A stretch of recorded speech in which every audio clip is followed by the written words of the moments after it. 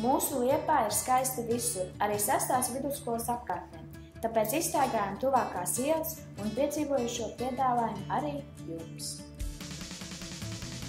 Ganība iela ir garākā no visām ielām.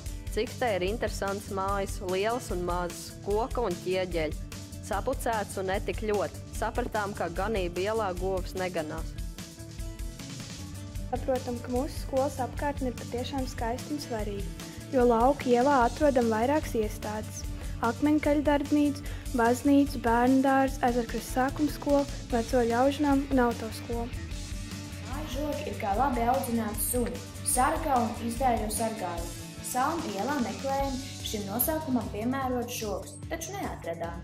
Mājas tika rotātas ar metālu, koka, betonu žogu. Māju vizītkārte ir ieejas durvis. Sudraba eļķes ielas gariņš ir durvju atvērējs. Tās nu gan ir visdažādākās.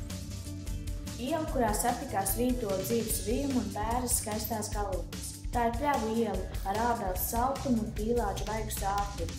Ejot no skolas, es redzu liepu, egli un ķezbera karsto raksturu.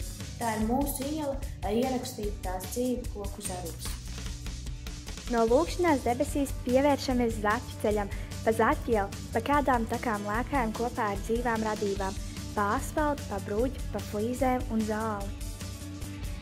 Bet noslēgumā mēs atgriežamies krāsu pasaulē. Vidusceļa ielā – dzeltena, sarkana, zila un zaļa krāsa. Tā ir Vidusceļa ielas vizītkarte. Vidusceļš tas ir ceļš starp jūru un ezeru. Tas ir mūsu Ezerkrastas skolēnu ceļš caur mīļoto Liepāju uz Liepājas Rāņu 6. vidus. Šīs ielas netiek reklamētas pilsētas svētkos, bet tās ir īpaši tieši mums, 6. vidusskolas skolēniem.